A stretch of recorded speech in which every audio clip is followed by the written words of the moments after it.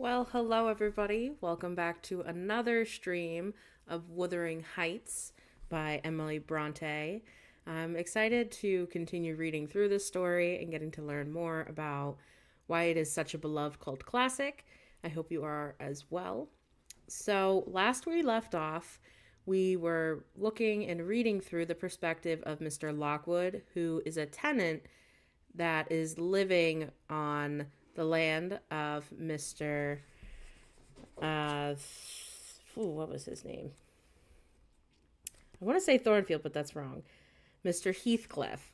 So he's been living on a property that's owned by Mr. Heathcliff. Mr. Heathcliff and his family have a very unique dynamic.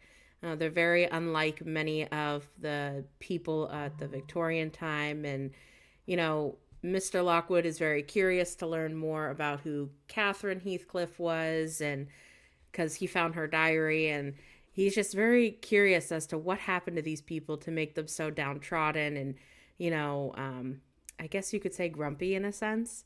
So Mr. Lockwood eventually got home. He spent the night at Wuthering Heights, which is the name of the manse that Mr. Heathcliff and his family reside in. And so now he's speaking with a Mrs. Dean, and Mr. Lockwood's like, Mrs. Dean, tell me about these people. I want to know more about them. They're my neighbors and everything. And why are they the way they are? So Mrs. Dean is an older woman. She's been with the family. She's seen a couple things. And she's basically told Mr. Lockwood that Mr. Heathcliff was actually adopted.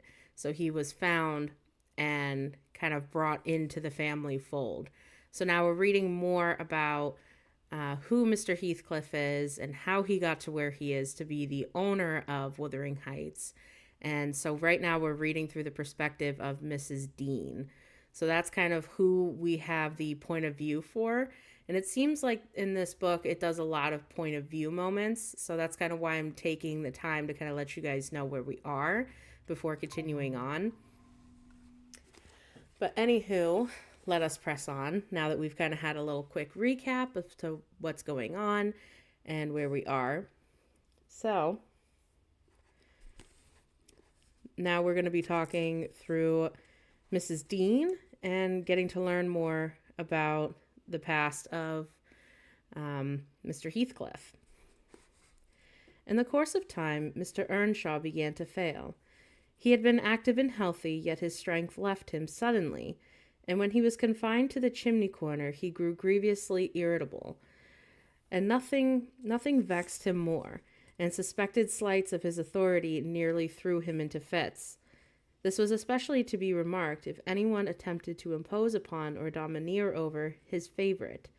He was painfully jealous lest a word should be spoken amiss to him, seeming to have gotten into his head the notion that, because he liked Heathcliff, all hated and longed to do him ill turn. It was a disadvantage to the lad, for the kinder among us did not wish to fret the master, so we humored his partiality, and that humoring was rich nourishment to the child's pride and black tempers. Still, it became in a manner necessary, twice or thrice, Hindley's manifestations of scorn, while his father was near, roused the old man to a fury. He seized the stick to strike him, and shook with rage that he could not do it. At last, our curate advised that the young man should be sent to college, and Mr. Earnshaw agreed, though with a heavy spirit he said, Hindley was not, and would never thrive here, where he wandered. I hoped heartily that we should have peace now. It hurt me to think the master should be made uncomfortable by his own good deed. I fancied the discontent of age and disease that rose from the family disagreements, as he would have it had it that way. Really, sir, it was in his sinking frame. We might have got on tolerably, notwithstanding, for two people, Miss Cathy and Joseph. The servant, you saw him, I dare say, up yonder. He was and is yet, most likely, the wearisome, self-righteous Pharisee that has ever ransacked a Bible to write the promises to himself and fling the curses upon his neighbors. By his knack of sermonizing and pious discoursing, he contrived to make a great impression on Mr. Earnshaw, and the more feeble the master became, the more influence he gained.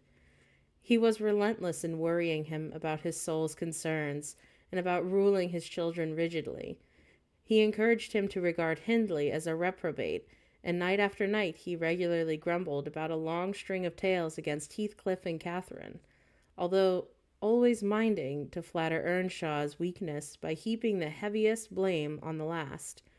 Certainly she had always with such as I never saw a child take up before, and she put all of us past our patience 50 times and oftener in a day. From the hour she came downstairs till the hour she went to bed, we had not a minute's security that she wouldn't be in the mischief. Her spirits were always at high water mark, her tongue always going, singing, laughing, and plaguing everybody who would not do the same.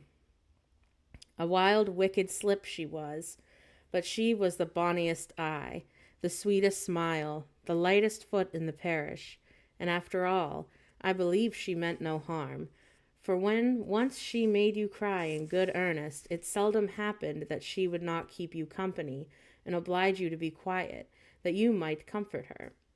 She was too fond of Heathcliff. The greatest punishment we could invent for her was to keep her separate from him, yet she got chided more than any of us on his account. In play, she liked exceedingly to act the little mistress, using her hands freely and commanding her companions. She did so to me, but I would not bear slapping and ordering, and so I let her know. Now, Mr. Earnshaw did not understand jokes from his children. He had always been strict and grave with them, and Catherine, on her part, had no idea why her father would be crosser and less patient in his ailing condition than he was in his prime. His peevish reproofs wakened in her a naughty delight to provoke him. She was never so happy as when we were all scolding her at once, and she defying us with her bold, saucy look, and her ready words, turning Joseph's religious curses into ridicule, baiting me in doing just what her father hated most, showing how her pretended insolence, which he thought real, had more power over Heathcliff than his kindness, how the boy would do her bidding in anything, and as only when it suited his own inclination. After behaving as badly as possible all day, she sometimes came fondling to make it up at night. "Nay, Cathy," the old man would say, "I cannot love thee. Thou art worse than thy brother. Go say thy prayers, child, and ask God's pardon. I doubt thy mother and I must rue that we ever reared thee."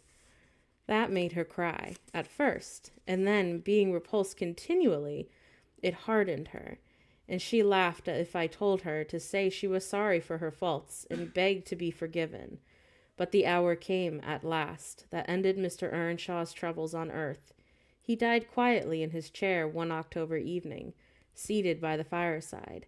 A high wind blustered around the house and roared in the chimney. It sounded wild and stormy, yet cold, and we were all together. I, a little removed from the hearth, busy at my knitting, and Joseph reading his Bible near the table. Miss Cathy had been sick, and that had made her still. She leant against her father's knee, and Heathcliff was lying on the floor with his head in her lap. I remember the master, before he fell into a doze, stroking her bonny hair. It pleased him rarely to see her gentle, and saying, "Why canst thou always be a good lass, Cathy?" And she turned her face up to his and laughed and answered, "Why cannot you always be a good man, father?" But as soon as she saw him vexed again, she kissed his hand, and she would sing him to sleep.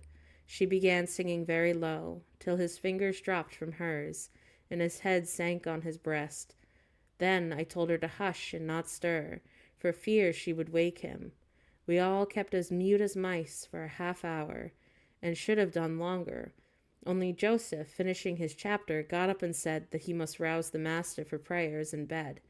He stepped forward and called him by name, and touched his shoulder, but he would not move. So he took the candle and looked at him. I thought there was something wrong as he set down the light and, seizing the children each by the arm, whispered to them, "Frame upstairs, and make little din. They might pray alone that evening. He had summat to do." "I shall bid father good night," said Catherine, putting her arms around his neck before we could hinder her. The poor thing discovered her loss directly. She screamed out, "Oh, he's dead! Heathcliff, he's dead!"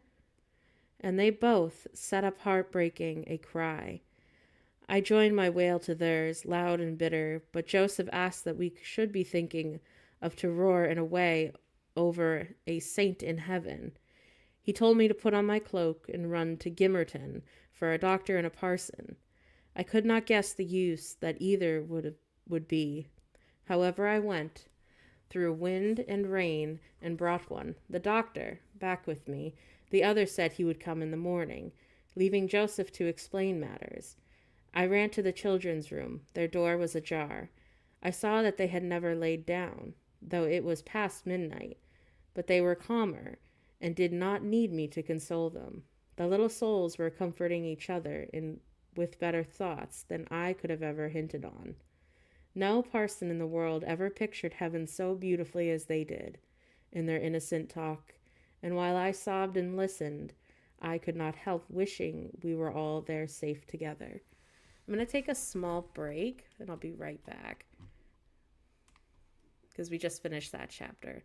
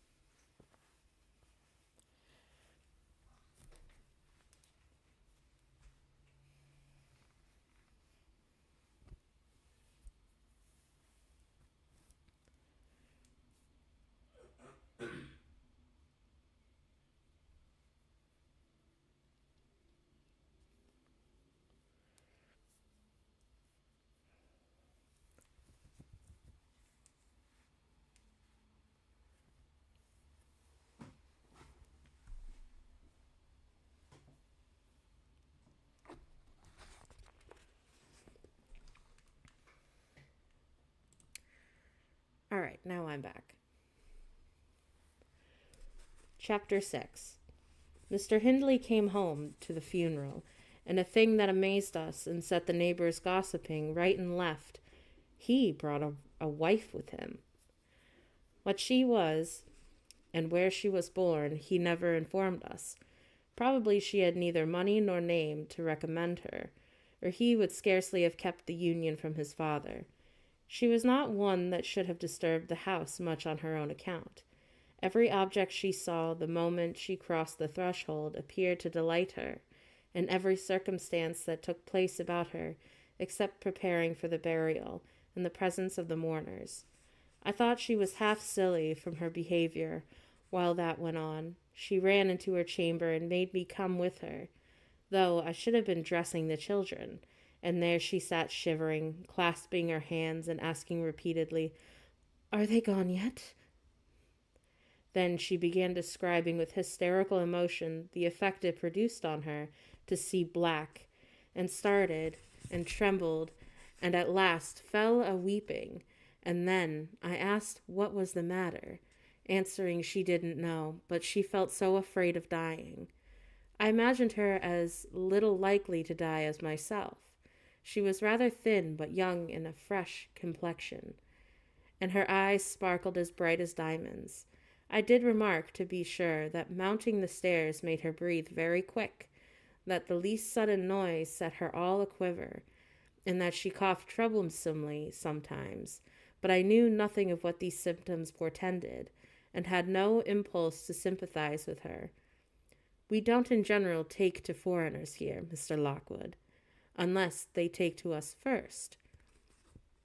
Young Earnshaw was altered considerably in 3 years of his absence. He had grown sparrer, and lost his color, and spoke and dressed quite differently. And on the very day of his return, he told Joseph and me we must thenceforth quarter ourselves in the back kitchen, and leave the house for him. Indeed, he would have carpeted and papered a small spare room for a parlor, but his wife expressed such pleasure at the white floor and huge glowing fireplace, at the pewter dishes and delft case, and the dog kennel, and the wide space there was to move about in where they usually sat, that he thought it unnecessary to comfort her, and so dropped the intention.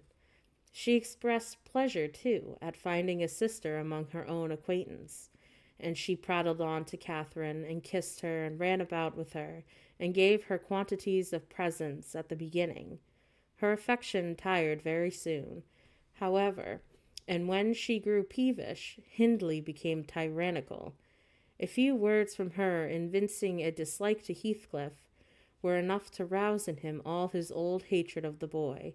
He drove him from their company to the servants, deprived him of any instructions of the curate, and insisted that he should labor outdoors instead, compelling him to do so as hard as any other lad on the farm. He bore his degradation pretty well at first, however. Cathy taught him what she had learnt, and worked or played with him in the fields. They both promised fair to grow up as rude as savages, the young master being entirely negligent of how they behaved and what they did, so they kept clear of him. He would not even have seen after their going to church on Sundays. Only Joseph and the curate reprimanded his carelessness when they absented themselves, and that he reminded them to order Heathcliff a flogging and Catherine a fast from dinner or supper. But it was one of their chief amusements to run away to the moors in the morning and remain there all day. And after punishment grew a mere thing to laugh at, the curate might set as many chapters as he pleased for Catherine to get by heart, and Joseph might thrash Heathcliff until his arm ached. But they forgot everything the minute they were together again, at least the minute they had contrived some naughty plan of revenge, and many a time I've cried to myself to watch them growing more reckless every day, and I did not dare to speak a syllable, for fear of losing the small power I still retained over the unfriended creatures. One Sunday evening it chanced that they were banished from the sitting-room for making too much noise or a light offense of some kind, and when I went to call them to supper, I could discover them nowhere.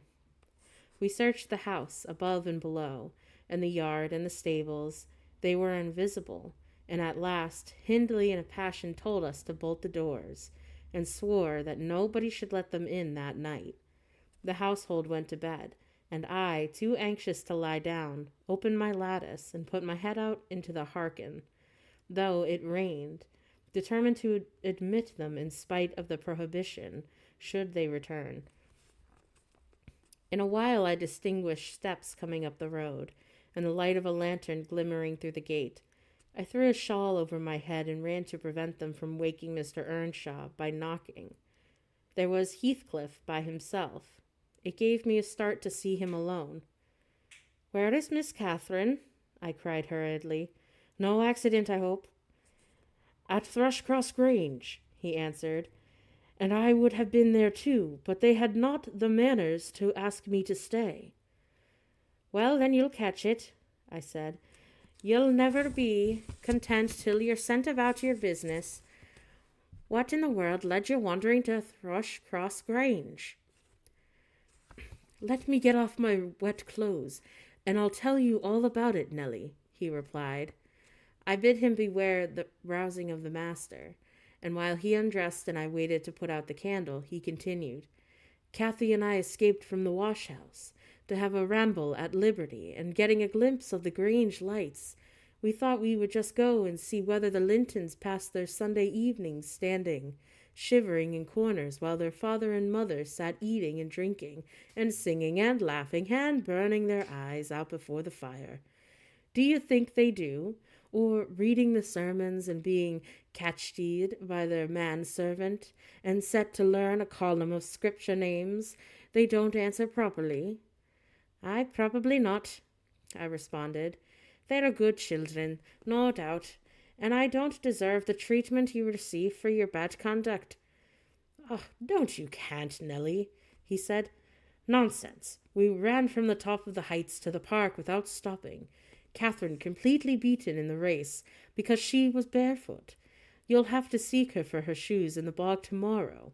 We crept through a broken hedge, groped our way up the path, and planted ourselves on a flower plot under the drawing-room window. The light came from thence. They had not been put up in the shutters, and the curtains were only half closed. Both of us were able to look in by standing on the basement and clinging to the ledge, and we saw, it was beautiful, a splendid place carpeted with crimson, and crimson-covered chairs and tables, and pure white ceiling bordered by gold, a shower of glass drops hanging in silver chains from the center, and shimmering with little soft tapers. Old Mr. and Mrs. Linton were not there, Edgar and his sister, and it entirely to themselves.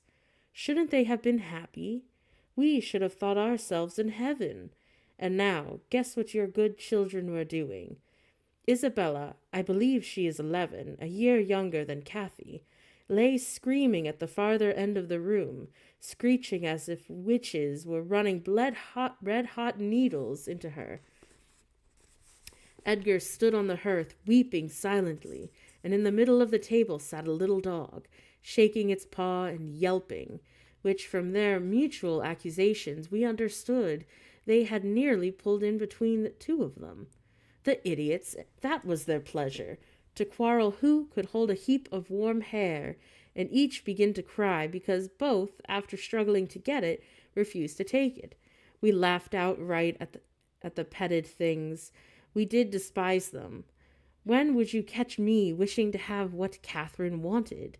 Or find us by ourselves seeking entertainment and yelling and sobbing and rolling on the ground, divided by the whole room? I'd not exchange for 1,000 lives my condition here for Edgar Linton's at Thrushcross Grange. Not if I might have the privilege of flinging Joseph off the highest gable and painting the house front with Hindley's blood. Hush, hush, I interrupted. Still you haven't not told me, Heathcliff, how Catherine is left behind. I told you, we laughed, he answered.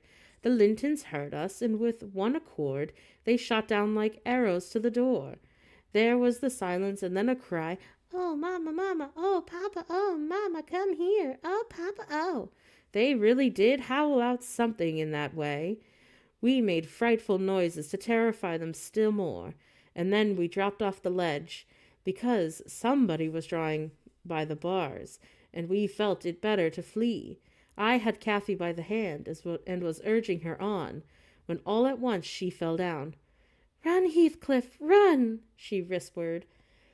"They have let the bulldog loose, and he holds me."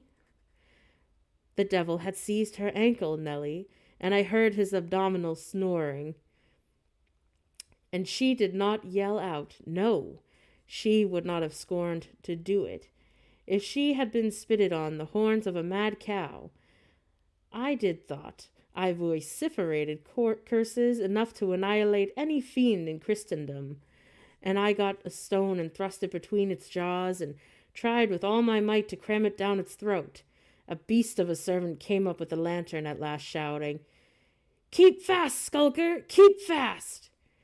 He changed his note, however, when he saw Skulker's game. The dog was throttled off, his huge purple tongue hanging out a half-foot of his mouth, and his pendant lips streaming with bloody slaver. The man took Kathy up. She was sick, not from fear, I'm certain, but from pain. He carried her in. I followed, grumbling excoriations and vengeance. "Ha! What pain, Robert?" hallooed Linton from the entrance. "Skulker has caught a little girl, sir," he replied, "and there's a lad here too," he added, making a clutch at me. "Who looks as an outer? Very like the robbers were for putting them through the window, open the doors to the gang after we were all asleep, that they might murder us at our ease.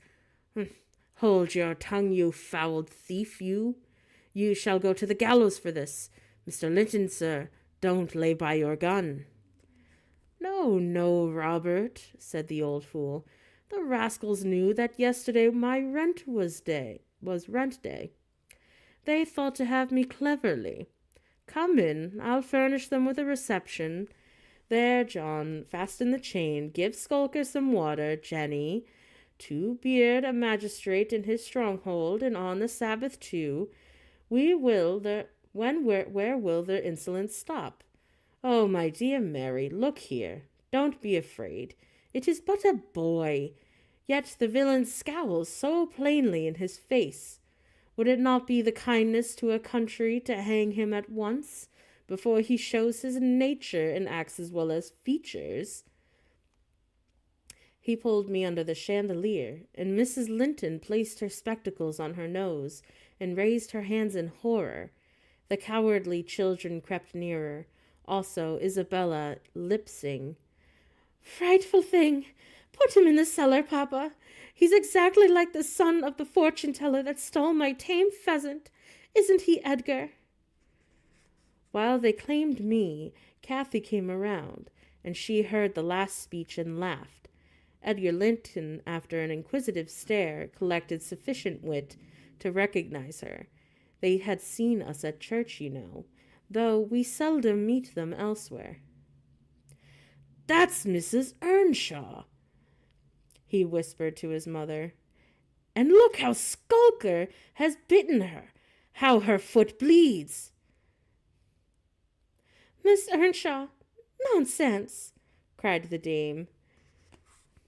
Miss Earnshaw souring the country with the gypsy. And yet, my dear, the child is in the morning. Surely it is. She may be lamed for life. What culpable carelessness in her brother, exclaimed Mr. Linton, turning from me to Catherine.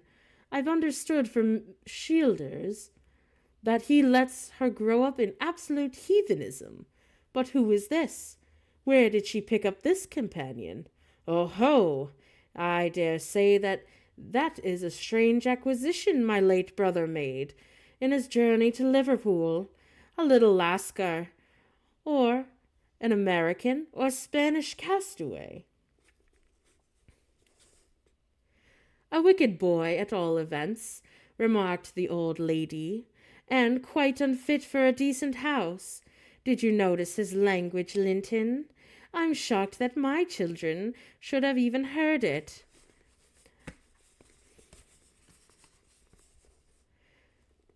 I recommenced cursing. Don't be angry, Nellie. And so Robert was ordered to take me off. I refused to go without Kathy. He dragged me into the garden, pushing the lantern into my hand, assuring me that Mr. Earnshaw should be informed of my behavior, and bidding me march directly, secured the door again. The curtains were still looped up at one corner, and I resumed my station as a spy, because if Catherine had wished to return, I intended shattering the great glass panes into 1,000,000 of fragments, unless they let her out. She sat on a sofa quietly.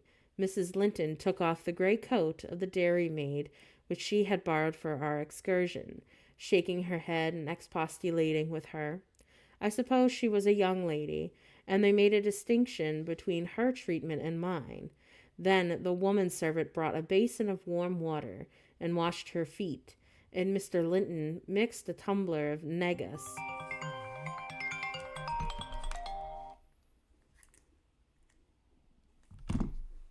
Sorry about that.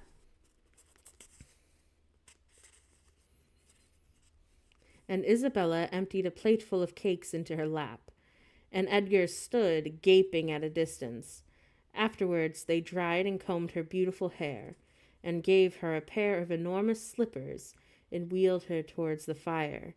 I left her, as merry as she could be, dividing her food between her little dog and Skulker, whose nose she pinched as she ate, and kindling a spark of a spirit in the vacant blue eyes of the Lintons, a dim reflection from her own enchanting face.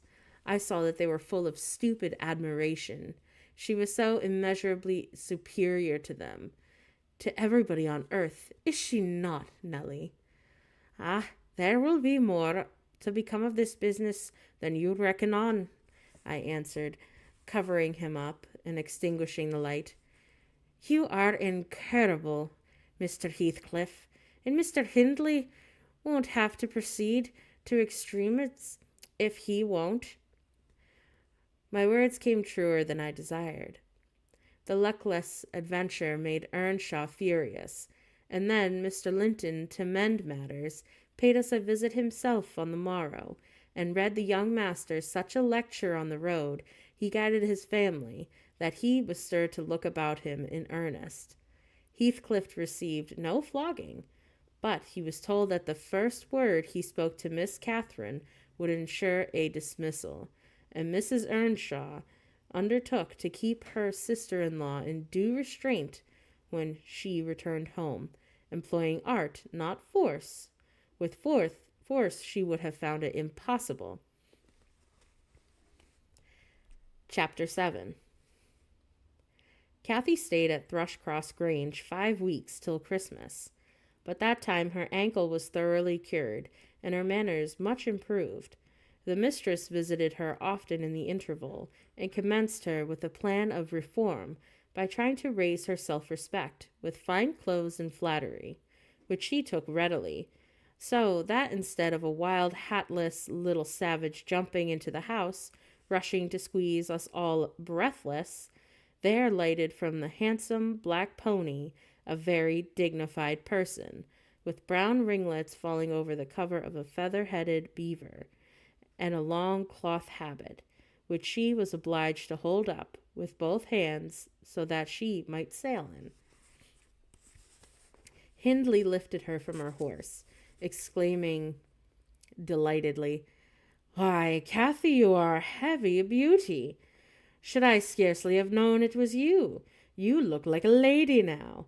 Isabel Linton, it is not to be compared with her, is she, Francis?"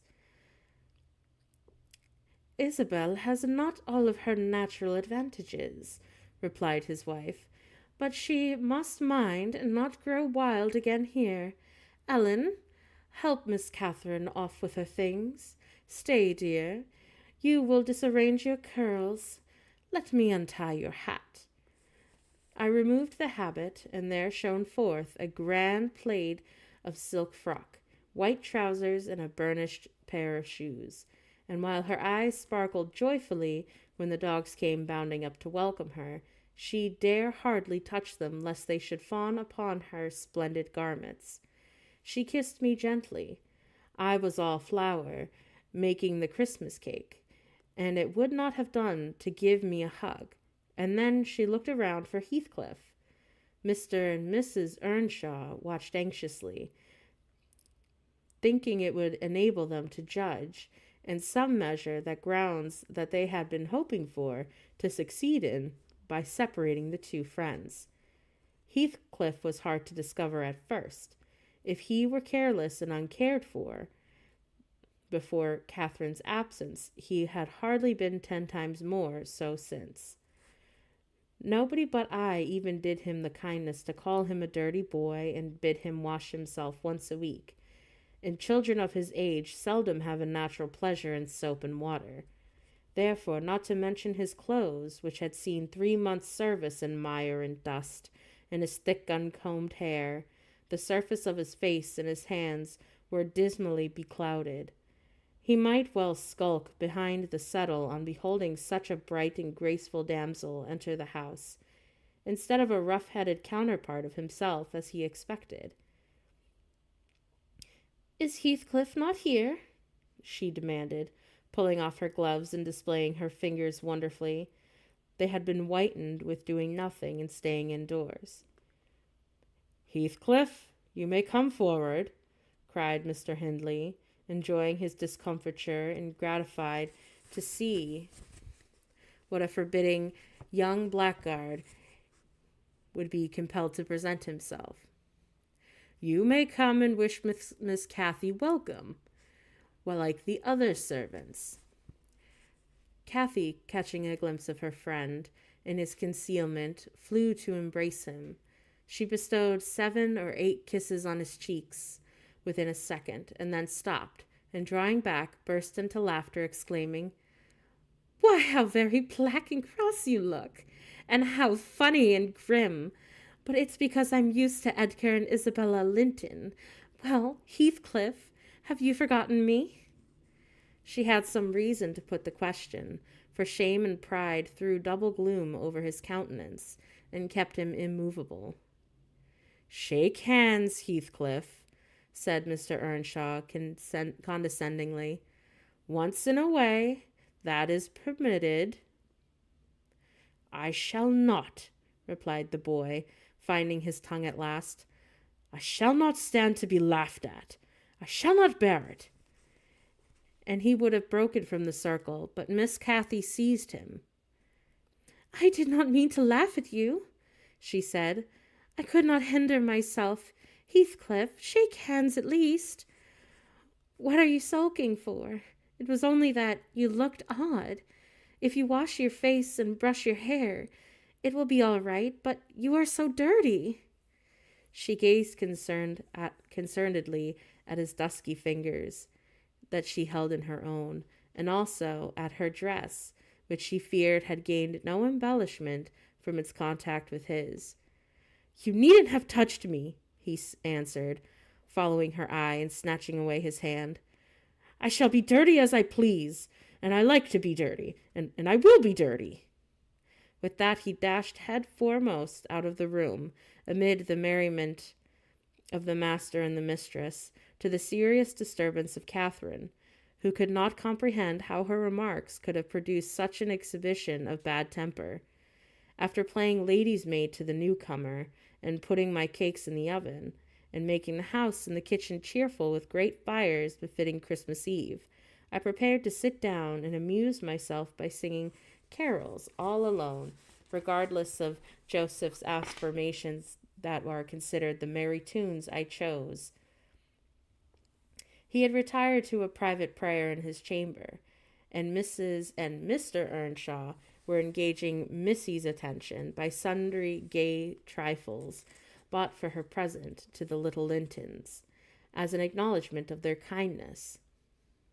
They had invited them to spend a tray ready to be filled with mulled ale for supper, and above all, the speckless purity of my particular care, the scoured and well-swept floor. I gave due inward pause to every object, and then I remembered how old Earnshaw used to come in when we all were tidied, and call me a cant lass, and slip a shilling into my hand as a Christmas box. And from what I went on to think of his fondness for Heathcliff, and his dread lest he should suffer neglect after death, had removed him, and that naturally led me to consider the poor lad's situation now, and from singing I changed my mind to crying.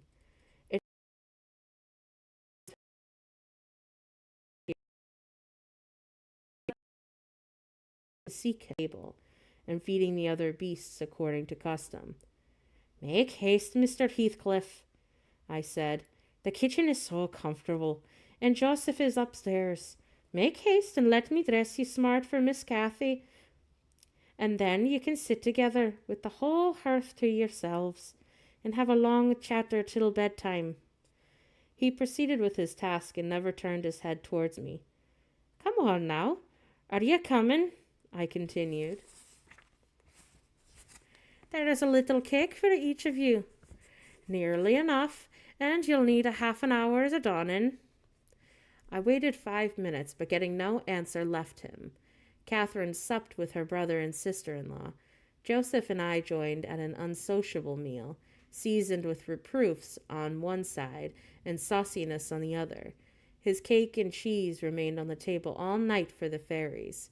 He managed to continue work till 9 o'clock, and then marched dumb and dour to his chamber. Kathy sat up late, having a world of things to order for her reception of her new friends. She came into the kitchen once to speak to her old one, but he was gone, and she only stayed to ask what the matter was with him, and then went back. In the morning he rose early, and it was a holiday carried with his ill humor into the moors, not reappearing until the family departed for church. Fasting and reflecting seemed to have brought him to a better spirit. He hung about me for a while, and having screwed up his courage, exclaimed abruptly, "Nellie, make me decent. I'm going to be good." "Ah, high time, Heathcliff," I said. "You have grieved Catherine, and she's sorry she ever came home, I dare say. It looks as if you envied her, because she is more thought of you." The notion of envying Catherine was incomprehensible to him, but the notion of grieving her he understood clearly enough. "Did she say she was grieved?" he inquired, looking very serious. "Ah, she cried when I told her that you were off again this morning." "Well, I cried last night," he returned, and I had more reason to cry than she." "Ah, yes, then you had a reason of going to bed with a proud little heart and an empty stomach," said I. "Proud people breed in sad sorrows for themselves. But if you be ashamed of your touchiness, you must ask pardon, mind, when she comes in. You must go up and offer to kiss her, and say you know best what to say, only do it heartily, and do not as if you thought to be converted her into a stranger by her grand jest. And now, though I have dinner to get ready, I'll steal some time to arrange you, so that Edgar Linton shall look quite a doll beside you. And that he does. You are a younger, and yet I'll be bound you are taller and twice as broad across the shoulders, and could knock him down in a twinkling. Don't ye feel that ye could?" Heathcliff's face brightened a moment. Then it was overcast afresh, and he sighed. "But Nellie, if I knocked him down 20 times, that wouldn't make him handsome or more so me. Or I wish I had a light hair and fair skin, and was dressed and behaved as well, and a chance of being as rich as he will ever be." "And I cried for mamma at every turn," I added, "and trembled for a country lad, heaved his little fist against you, and sat at home all day for a shower of rain. Oh, Heathcliff, you are showing a poor spirit. Keep on to the glass, and I'll let you see what you should wish. Do you mark those that instead of rising arched sink in the middle, and that couple of black fiends so deeply buried, who never open their windows boldly, but lurk glinting under them, like devil's spies? Wish and learn to smooth away the surly wrinkles, to raise your lids frankly, and change the fiends to the confident. Innocent little angels, suspecting and doubting nothing, and always seeing friends where they are not sure of foes. Don't get the expression of a vicious cur that appears to know the kicks it gets are its dessert, and yet hates all the world, as well as the kicker, for what it suffers." "Well, in other words, I wish for Edgar Linton's great blue eyes and even forehead," he replied. "I do, and that won't help me to them." "A good heart'll will help you to a bonny face, my lad," I continued. "If you were a regular black and a bad one, we'll turn the bonniest into something worse than ugly. And now that we've done a washing and combing and silking, tell me whether you don't think yourself rather handsome. I'll tell you, I do. You're fit for a prince in disguise. Who knows but your father was the emperor of China, or even your mother an Indian queen, each of them able to buy up with 1 week's income Wuthering Heights and Thrushcross Grange together, and you were kidnapped by wicked sailors and brought to England, where I, in your place, I would frame high notions of my birth, and the thoughts of what I should have me courage and dignity to support the oppressions of a little farmer. So I chatted on, and Heathcliff gradually lost his frown and began to look quite pleasant, when all at once our conversation was interrupted by a rumbling sound moving up the road and entering the court. He ran to the window, and I to the door, just in time to behold the two Lintons as they descended from the family carriage, smothered in cloaks and furs, and the Earnshaws dismounting from their horses. They often rode to church in winter. Catherine took a hand of each of the children and brought them into the house and set them before the fire, which quickly put color into their white faces. I urged my companion to hasten now and show his amiable behavior, and he willingly obeyed. But ill luck would have it that he opened the door leading from the kitchen on one side, Hindley opened it, and on the other. They met, and the master, irritated at seeing him clean and cheerful, or perhaps eager to keep his promise to Mrs. Linton, shoved him back with a sudden thrust, and angrily bade Joseph, "Keep the fellow out of the room. Send him into the garret till dinner is over. He'll be cramming his fingers in the tarts and stealing the fruit, if left alone with them for a minute." "Nay, sir," I could not avoid answering, "he'll touch on nothing, not he, and I suppose he must have his share of the dainties as well as we." "He shall have his share of my hand, if I catch him downstairs again till dark," cried Hindley. "Begone, you vagabond! What, are you attempting the coxcomb, are you? Wait till I get a hold of those elegant locks. See if I won't pull them a bit longer." "They are long enough already," observed Master Linton, peeping from the doorway. "I wonder why they won't make his head ache. It's like a colt's mane over his eyes." He ventured this remark without any intention to insult, but Heathcliff's violent nature was not prepared to endure the appearance of impertinence from one whom he seemed to hate. Even then, as a rival, he seized a tureen of hot applesauce, the first thing that came under his grip, and dashed it full against the speaker's face and neck, who instantly commenced a lament that brought Isabella and Catherine hurrying into the place. Mr. Earnshaw snatched up the culprit directly and conveyed him to his chamber, where doubtless he administered a rough remedy to cool the fit of passion, for he reappeared red and breathless.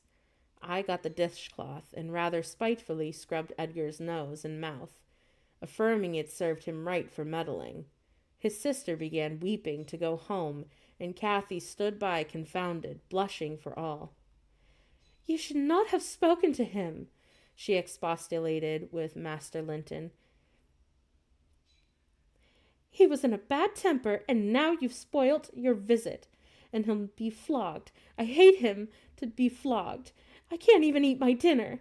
Why did you speak to him, Edgar?" "I didn't," sobbed the youth, escaping from my hands and finishing the remainder of the purification with his cambric pocket handkerchief.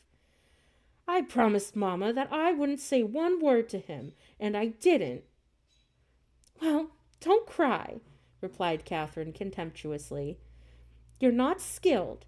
Don't make more mischief of my brother. Give over, Isabella. Has anybody hurt you?" There, children, to your seats," cried Hindley, bustling in.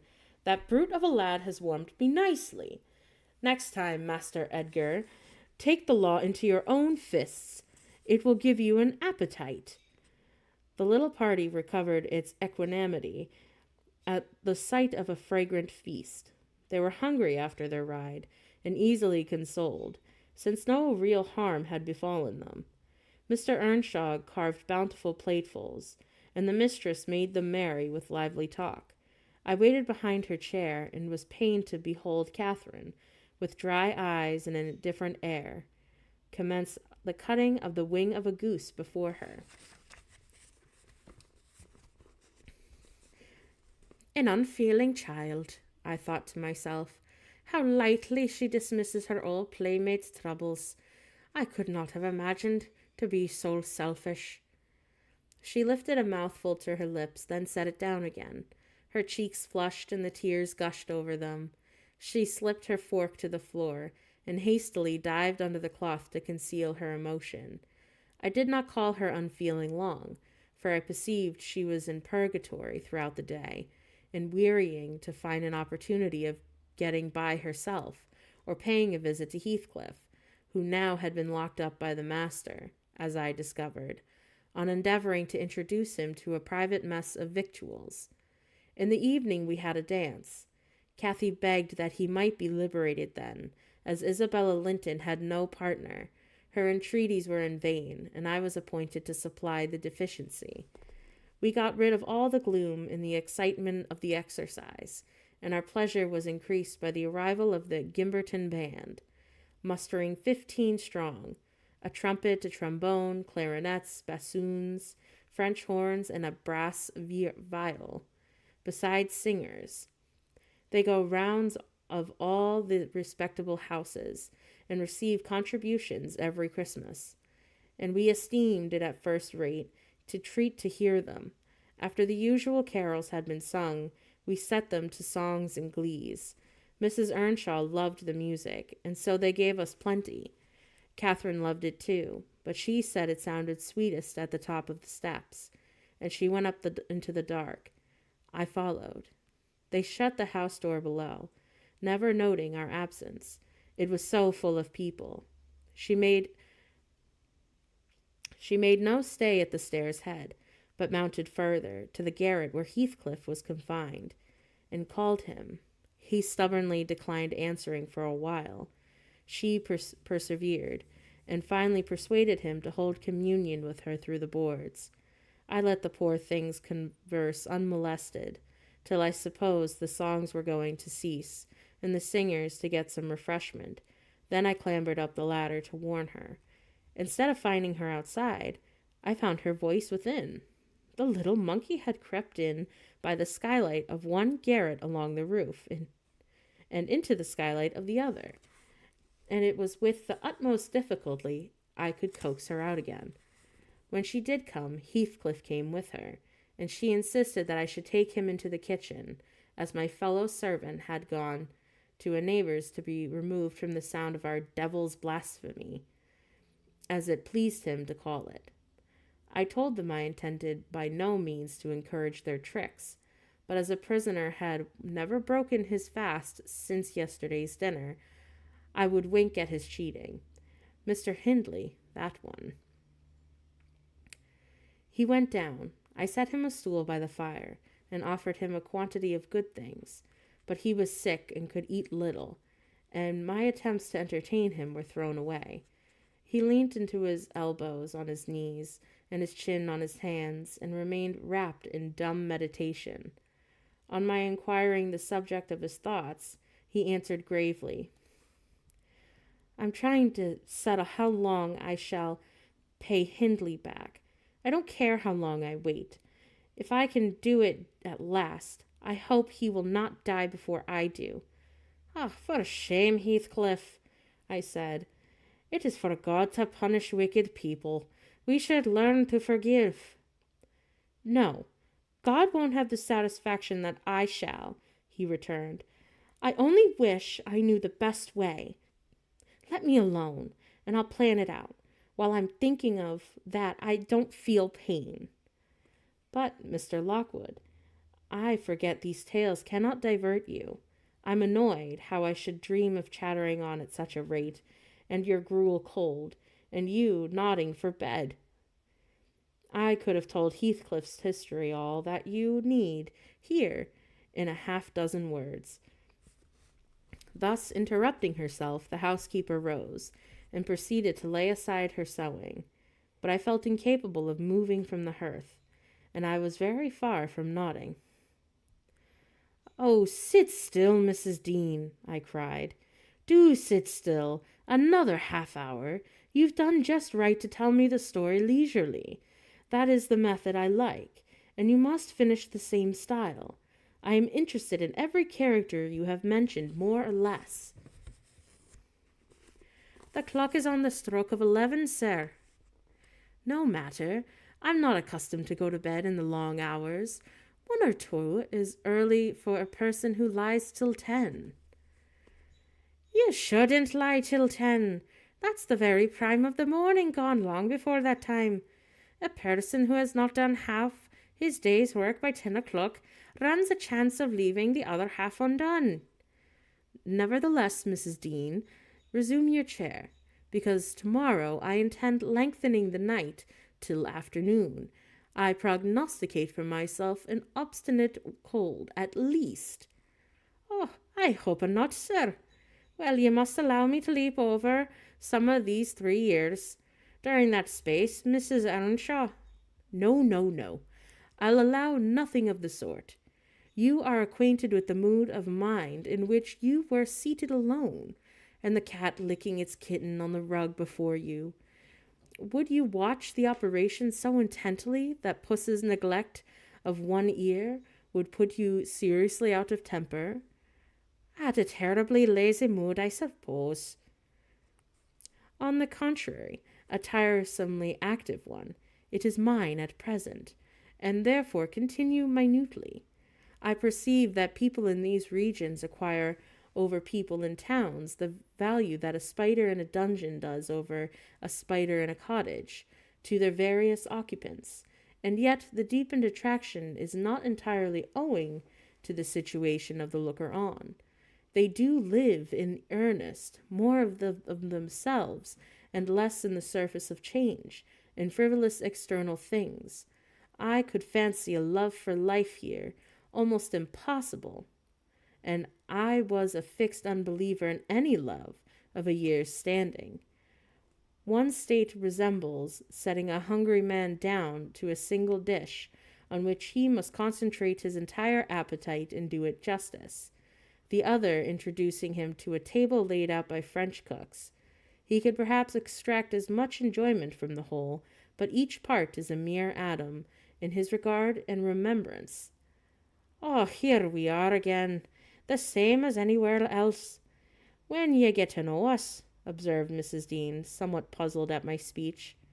Excuse me, I responded.